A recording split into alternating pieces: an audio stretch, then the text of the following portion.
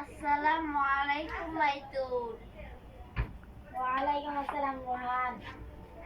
কেমন আছো তুমি? আলহামদুলিল্লাহ আমি ভালো আছি, তুমি কেমন আছো? আমি আলহামদুলিল্লাহ ভালো আছি। তুমি কি ফ্রি আছো? হ্যাঁ, ফ্রি আছি। তোমার সাথে কি একটু সময় কাটাতে পারি? হ্যাঁ, আসো, বসো।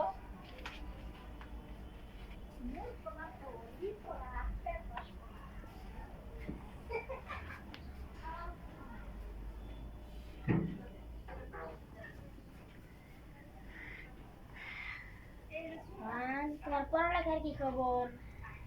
এই তো আলহামদুলিল্লাহ ভালো আছি। তোমার মাদ্রাসার কি খবর? এই তো আলহামদুলিল্লাহ ভালো।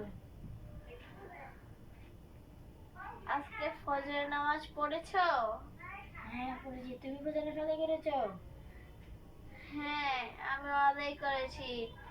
কোন রকমে নামাজ ত্যাগ করা উচিত নয়। আমাদের প্রিয় নবী হযরত মুহাম্মদ সাল্লাল্লাহু আলাইহি সাল্লাম বলেছেন, কোন রকমে নামাজ ত্যাগ করা উচিত নয়। দাঁড়িয়ে নামাজ না পড়তে পারলে বসে নামাজ পড়বা, বসে নামাজ না পড়তে পারলে শুয়ে নামাজ পড়বা। কোন রকমে নামাজ ত্যাগ করা উচিত নয়। তুমি ঠিক বলেছো।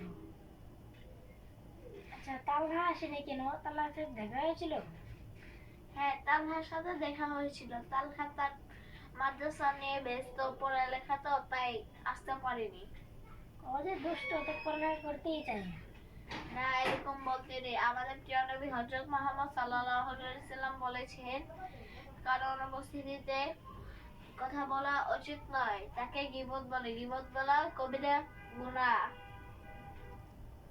তুমি ঠিক বলেছো, আমার ভুল হয়েছে। চলো এখন জয়ের নামাজ সময়, চলো নামাজ পড়ে আসি। চলো। আসসালামু আলাইকুম রিদওয়ান। ওয়ালাইকুম আসসালাম।